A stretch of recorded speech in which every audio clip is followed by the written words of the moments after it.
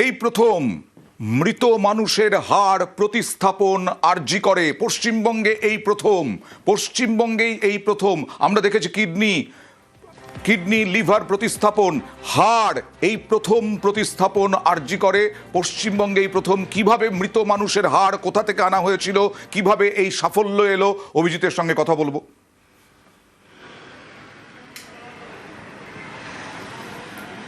অয়ন, অত্যন্ত গুরুত্বপূর্ণ। শুধু আমাদের পশ্চিমবঙ্গ নয়, গোটা পূর্ব ভারতের মধ্যে এই ঘটনা প্রথম ঘটলো। এবং রিজাউদ্দিন মন্ডল উত্তর 24 পরগনার বিরার বাসিন্দা, 31 বছর বয়সে রিজাউদ্দিন ঠিকা শ্রমিক। 2023 সালে তার লরি দুর্ঘটনায় তার বাঁ পা মারাত্মক আঘাতপ্রাপ্ত হয়। দুবার অপারেশন করা হয় হাঁটুতে, কিন্তু কোনো রকম উপকার হয়নি। তারপরে গ্রাফটিংও করা হয়েছিল, অর্থাৎ লিগামেন্ট পুনর্নির্মাণ করা হয়েছিল, সেটাও ফেলিওর হয়।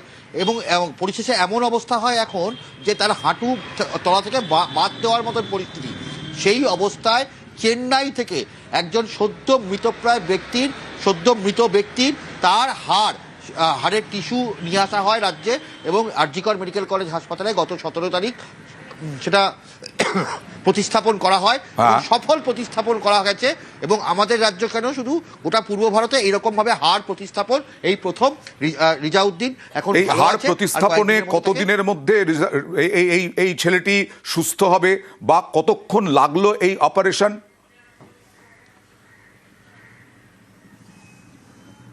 এই অপারেশনটা করতে প্রায় 3.5 ঘন্টা সময় লেগেছে, কারণ একটু জটিল দুরূহ অপারেশন হলেও এটা এখানে এই প্রথম হলো।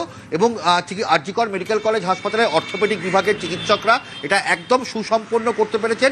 এবং এই রিজাউদ্দিন মন্ডল মনে করা হচ্ছে আর আগামী 7 দিনের মধ্যেই তাকে হাসপাতাল থেকে ছেড়ে দেওয়া হবে, এবং তারপরে 15 বা 1 মাসের মতন তাকে একটা ফিজিওথেরাপি মতন করতে হবে, এবং তারপর সে একদম স্বাভাবিক জীবনে ফিরে যেতে পারবে, এমনটাই আশা প্রকাশ করেছেন চিকিৎসকরা। আমরা দেখে নেব যার শরীরে এই হাড় প্রতিস্থাপন হয়েছে, মৃত ব্যক্তির হাড়, তিনি কি বলছেন। আশাই তো আমার ছিল না আজকে এটা ঠিক হবে। তারপরে স্যারেরা বললো যে এটা করলে ঠিক হয়ে যাবে। তারপর শুনেও খুব খুশি পেলাম। আর সার্জারি করার পরেও এখন মোটামুটি ঠিকই আছি, সেরকম কোনো প্রবলেম নেই।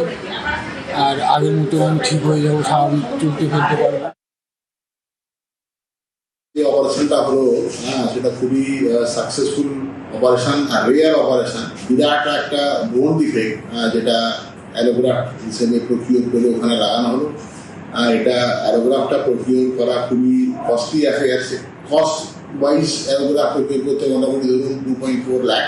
এই ধরনের অপারেশন এখানে ইস্টার্ন ইন্ডিয়াতে খুব রেয়ার হয়নি, আর কলকাতাতে দিস দ্য ফার্স্ট টাইম। এই পেশেন্টের একটা দুর্ভাগ্যজনক অবস্থা দাঁড়িয়েছিল যে 31 বছর বয়সে মাত্র ওর ফিমার বোনের একটা দিক পুরো নষ্ট হয়ে গেছিল, ল্যাটারাল সাইডাল ল্যাটারাল ফিমারাল কন্ডাইল। সেটা অন্য একটা মৃত পেশেন্টের অস্টিওকন্ড্রাল গ্রাফট নিয়ে, যেটাকে আমরা অস্টিওকন্ড্রাল অ্যালোগ্রাফট নিয়ে থাকি, সেইটা রিপ্লেসমেন্ট ছাড়া এনার অন্য কোনো অপশন পাইনি। অপারেশনটা সাকসেসফুলি আরজিকরে হয়েছে। ওয়েস্ট বেঙ্গলে প্রথমবার হচ্ছে, এবং ইন্ডিয়াতেও এটা খুব কমনলি হয় না। অপারেশনের পরে সুস্থ আছে এবং ভালো আছে, রিকভার করছে ভালোই। নিজের পোষ্যকে ফিরে পেতে হাইকোর্টের দ্বারস্থ হলেন, দিল্লি হাইকোর্টের দ্বারস্থ হলেন তৃণমূল সাংসদ মহুয়া মৈত্র। কথা বলবো প্রতিনিধি মৈত্রীর সঙ্গে। মৈত্রী, কেন হাইকোর্টে যেতে হলো, কার সঙ্গে মামলা? দেখো, তৃণমূল সাংসদ মহুয়া মৈত্রর তার প্রাক্তন বন্ধু জয় অনন্ত দেওধরাইয়ের সঙ্গে এই মামলা, অর্থাৎ পোষ্যর কাস্টাডি নিয়ে মামলা দীর্ঘদিনের। এই পোষ্যর একটি রটহুইলার কুকুর, যার নাম হেনরি, সেই রটহুইলার পোষ্যের অন্তত মাসে 10 দিন যাতে পেতে পারেন, নিজের কাছে রাখতে পারেন মহুয়া মৈত্র, সেই জন্য তিনি এর আগে দিল্লির সাকেত কোর্টে মামলা করেছিলেন। কিন্তু সেই মামলা খারিজ হয়ে যায় এবং তার আবেদন খারিজ হয়ে যায়, এবং তারপরেই এবার সরাসরি দিল্লি হাইকোর্টের দ্বারস্থ তিনি একেবারে 4 আইনজীবী নিয়ে তিনি নিজের পিটিশন ফাইল করেছেন। এবং সেখানে তিনি উল্লেখ করেছেন যে এক পক্ষের বক্তব্য শুনে সাকেত কোর্ট এই নির্দেশ দিয়েছিল।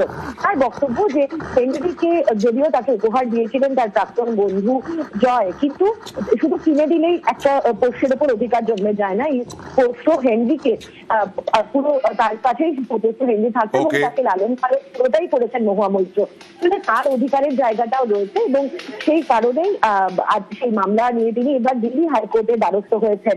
আজকে এই মামলায় তার প্রাক্তন বন্ধু জয় তিনি নিজেই এই মামলায় শুনানিতে অংশগ্রহণ করেন।